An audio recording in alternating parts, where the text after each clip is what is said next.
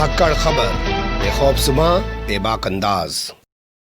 धाकड़ खबर के news room से मैं आपके साथ हूं अकरम रईस खान। पिछले कई दिनों से, या यूं कहें कि पिछले 15 दिनों से एक चर्चा हम लोगों के सामने आ रही थी, या हम लोग आपस में चर्चा कर रहे थे। हम लोगों से मतलब है पत्रकार। चर्चा ये थी कि चुनाव आयोग बिहार चुनाव के साथ साथ देश के 15 राज्यों की 65 सीटों पर होने वाले विधानसभा उपचुनाव भी कराएगा।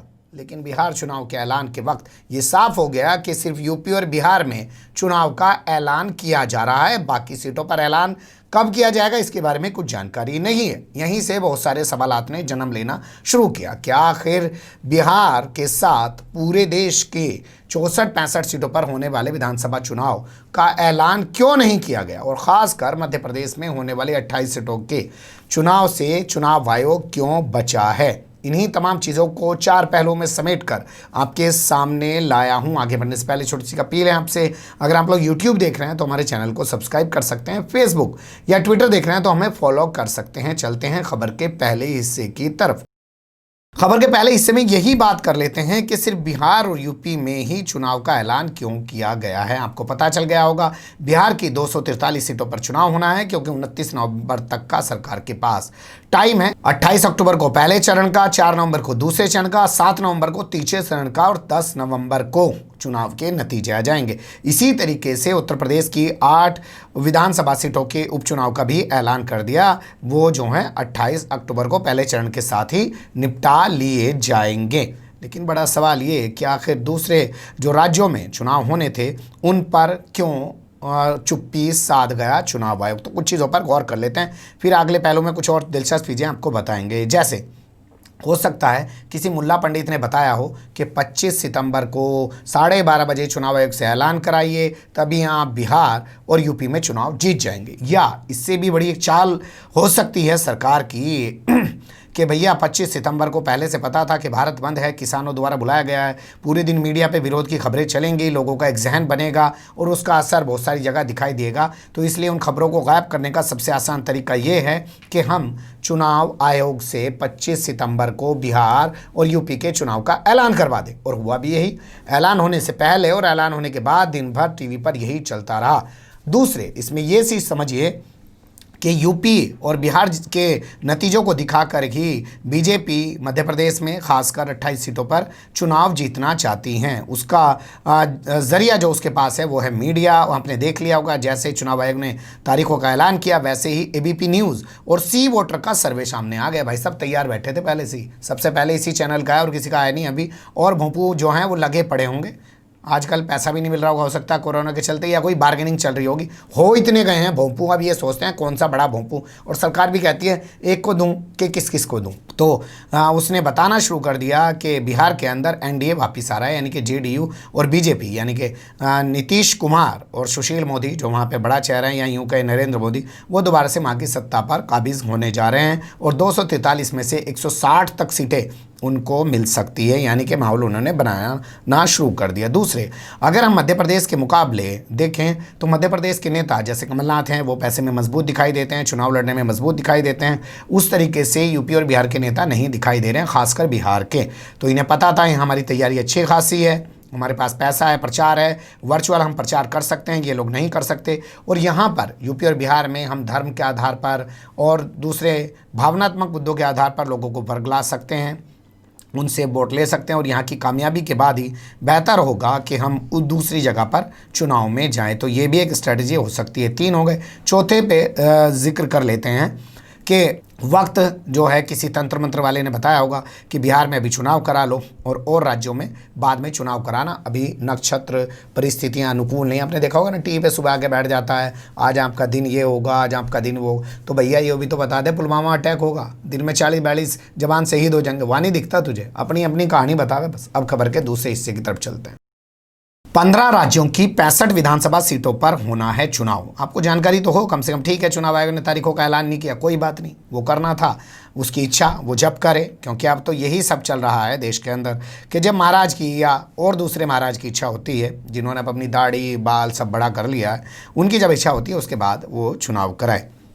तो बता दें आपको, बिहार की एक लोकसभा सीट पर उपचुनाव होना है जो रामविलास पासवान के भाई की मौत से खाली हुई है। इसके अलावा पूरे देश के 15 राज्यों की जो है 65 विधानसभा सीटों पर चुनाव होना है, जिनमें से सबसे ज़्यादा सीटें मध्य प्रदेश में हैं, जहां बगावत करके कांग्रेस के बहुत सारे विधायक भाजपा में शामिल हो गए और अब वहाँ पर कांग्रेस की सरकार गिरकर भाजपा की सरकार यानी कि शिवराज सिंह चौहान की सरकार बन चुकी है। इसके अलावा गुजरात और यूपी की 8-8 विधानसभा सीटों पर चुनाव होना था, जिसमें से यूपी का रास्ता तो साफ हो गया है, गुजरात का रास्ता अभी अटका हुआ है। मणिपुर में 5 विधानसभा सीटों पर उपचुनाव होना है, उसका भी अभी कुछ पता नहीं है। झारखंड, असम, केरल और नागालैंड, तमिलनाडु और ओडिशा यानी कि इन 6 राज्यों की 2-2 विधानसभा सीटों पर चुनाव होना है। इसके अलावा हरियाणा, कर्नाटक, छत्तीसगढ़ और इसके अलावा वेस्ट बंगाल, इन 4 राज्यों की 1-1 विधानसभा सीट पर चुनाव होना है। कुल मिलाकर ये 65 सीटों पर चुनाव होना है, जिसमें से सिर्फ 8 विधानसभा सीटों के चुनाव का ऐलान किया गया है। तीसरे पहलू की तरफ चलते हैं।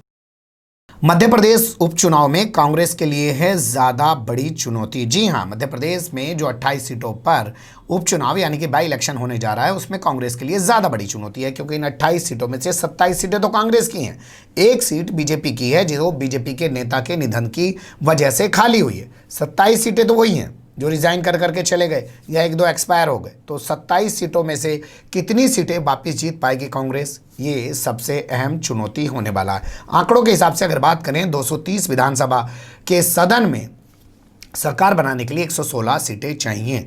वर्तमान समय में बीजेपी के पास 107 हैं, यानी कि उसे सत्ता में बने रहने के लिए महज 9 सीटें चाहिए, यानी कि लगभग अगर वो 10 भी जीत जाती है, इसमें से 1/3 सीटें भी जीत जाती है 28 में से, तब भी उसे कोई दिक्कत नहीं है। जबकि कांग्रेस अगर सत्ता में आना चाहती है, जो अभी 88 सीटों पर सिमट चुकी है उसके विधायकों के इस्तीफा देने के बाद, उसे 28 में से 27 सीटें जीतना लाजमी होगा, तभी वो सत्ता के करीब पहुँच सकती है। तो इसलिए मध्य प्रदेश में बीजेपी से ज़्यादा बड़ी चुनौती कांग्रेस के सामने है, और यही वजह है कि इतना कंफर्ट होने के बाद भी बीजेपी, भाई कंफर्ट तो है ना, उन्हें तो 28 ही जीतनी, तुम्हें तो 8-10 ही जीतनी, फिर भी बीजेपी अपने आप को, इतना कंफर्ट होने के बाद भी अपने आप को वहाँ पे बेहतर ढंग में जो है नहीं समझ पा रही है, महसूस नहीं कर पा रही है। इसलिए शायद चुनाव टालने और चुनाव को अभी पीछे करने की कोशिश की जा रही है, ताकि और ऐलान किया जा सके। लेकिन एक चीज़ मेरी समझ में नहीं आई, आप बताइए, जब बिहार में चुनाव हो रहा है, उत्तर प्रदेश में चुनाव हो रहा है, तो आदर्श आचार संहिता लागू हो गई, तो कोई दूसरी जगह पे बैठ के कैसे किसी विकास कार्यों का लोकार्पण, शिलान्यास या उद्घाटन कर सकता है। अगले पहलू की तरफ चलते हैं।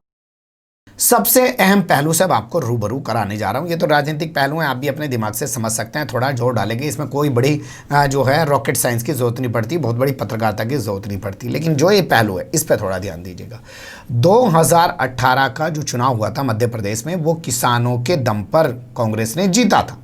आपको बताइए, मंदसौर में फायरिंग कर दी पुलिस ने, 5 किसानों की मौत हो गई, हत्या कर दी गई। उसके बाद एक माहौल बना शिवराज सरकार के खिलाफ, और 2018 में किसानों ने शिवराज सरकार को उखाड़ के फेंक दिया और कमलनाथ को मुख्यमंत्री बना दिया, यानी कि कांग्रेस की सरकार बना दी। वो अलग बात है कि शाम दाम दंड भेद की तौर पर राजनीति करने वाली बीजेपी ने कांग्रेस के कई सारे विधायकों से इस्तीफा दिला दिया, और जो है जबरन वो सरकार कब्जा के बैठ चुकी है, उस पर कब्जा कर चुकी है। लेकिन अब देखना दिलचस्प होगा कि हम उस दौर में जी रहे हैं जब केंद्र सरकार किसानों से जुड़ा हुआ एक कानून ले आई है, 3 कानून है वो, उसके चलते पूरे देश में विरोध हो रहा है।